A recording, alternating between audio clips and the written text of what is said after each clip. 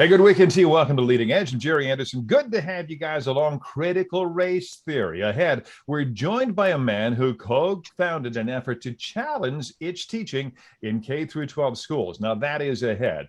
But up first, the race to be Ohio's next U.S. Senator. We know it's going to be a new face whose Rob Portman is not seeking re-election.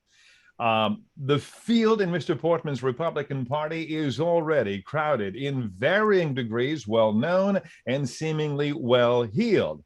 But one has been hitting the airwaves early and often, and we welcome Mike Gibbons to Leading Edge. Good to have you along. A return appearance. I know a few years ago, Mike, though, we got to be face-to-face in studio, downtown Toledo. Not so much this time around, but welcome back. By way of background, folks, Mike Gibbons, a Cleveland investment banker, self-made, I believe he will tell us. He ran for the U.S. Senate seat, has Sherrod Brown in 18, but didn't secure his party's nomination. The man who did, Jim Renacci, lost to Senator Brown. Mike Gibbons, I'm looking at this field.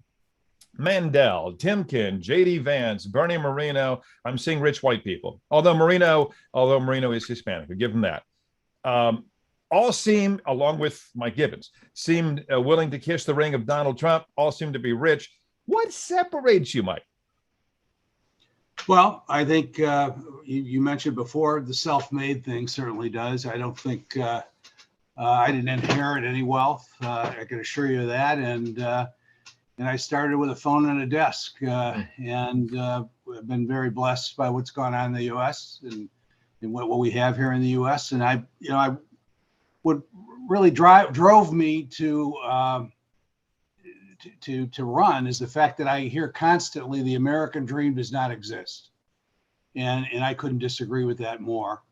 I've been very blessed, and I believe if you've got enough ability and you work hard enough, then anything's possible. And I think to a great degree that does separate me.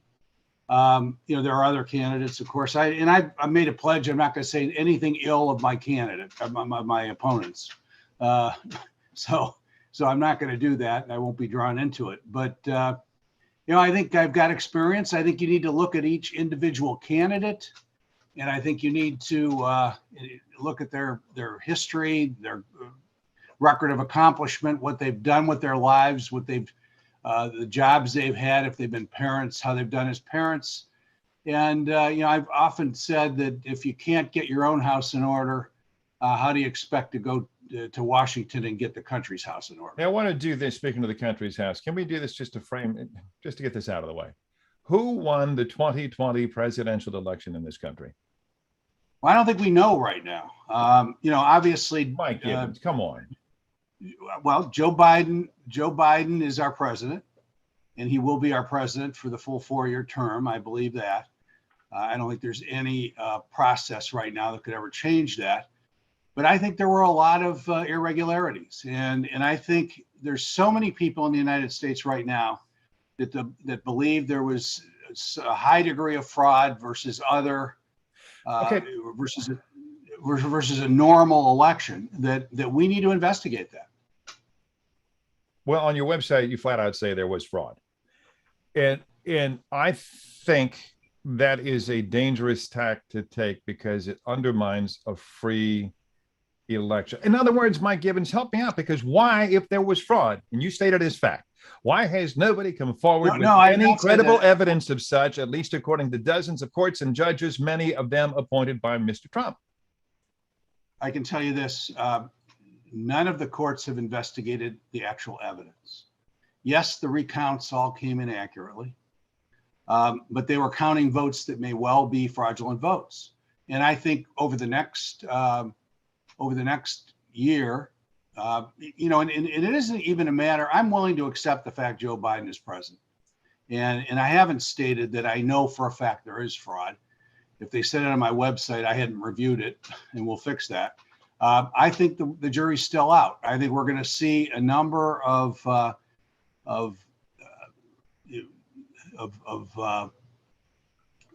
people that have decided to investigate this, that are going to present evidence here over the next year, and I'm very anxious to see it. We have Mike Lindell coming out, as I understand, on August 15th. He's even offered a reward if anybody can disprove him, is my understanding.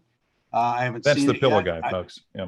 Yeah, Mr. Let's do some Pillow. issue stuff, Mike Gibbons. On issues, you're pro-life. You think the border wall should be completed.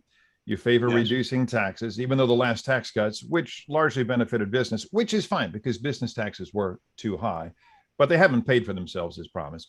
But I got one on your list. This one's a winner. I'm going to tell you, you favor term limits. I do. Run with that, and people may flock your way.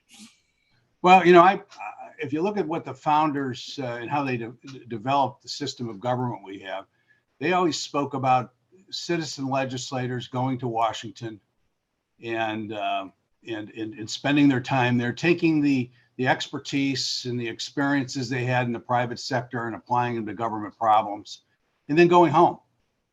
I believe firmly in that. I think that I do too. Once you enter Washington, you enter into a bubble that you really don't know what's going on in the real world. I think we need to have more business people, particularly. The efficiency of government is certainly not the efficiency of business, and we need more business people in Washington taking what they've learned in the private sector and applying it to government problems. And I think we'd all be better off. This is also election oriented. Ohio's Republican Secretary of State, Frank LaRose, says Ohio's election was virtually flawless. The head of the National Cybersecurity Agency said it was the, quote, most secure in history. Why are we, and I know you favor this, why are we rewriting election laws to make it harder to vote? Well, I think the election laws that are being rewritten are laws that many of them weren't passed, many of them were done unconstitutionally to take account of the COVID crisis. Mm-hmm. And the drive-in voting, where you're sitting in an automobile with a number of people around us, strikes at the very nature of being able to vote in a polling booth by yourself in private. I believe those things have to be changed back. It's a sacred obligation to vote. It is. And I think anybody that can't avail themselves of that sacred obligation, that's their problem. Now, people have various life circumstances that makes it tougher for them to vote. But the very wealthy that everybody complains about is running the country, which I don't think is necessarily true. That vote is just as difficult for them as it is for any other person. We have to take the time to go and execute our sacred obligation to vote. A lot of these laws and rules allowed for fraud. Now, I'm not saying there is fraud. I guess we'll find out. And Jerry, you keep saying, why are we revisiting this? But the reason we're revisiting it is a huge percentage of the United States thinks there was fraud in this election. Because they're being told that, and they want to believe that. They don't like the outcome. Well, I don't know about you, but I don't listen to much on the news anymore, and I'm listening to less. It used to be my job. Well, you know what, Jerry? In fact, I think our local news is the last bastion of truth. We're trying locally. Thank you. Yes, and I'll tend to watch that and believe it long before I'll believe MSNBC or CNN. They're basically mouthpieces for the Democrat Party, as the Fox Network is for the Republican Party. Mike, I've said this after a career in the business: that whole phrase, cable news, that's an oxymoron. That is a contradiction in terms. This is not news going on cable. This is it could be talk radio. It's social media on news. It's opinions being bantered back and forth. I agree. I like our mainstream networks, and I like local news.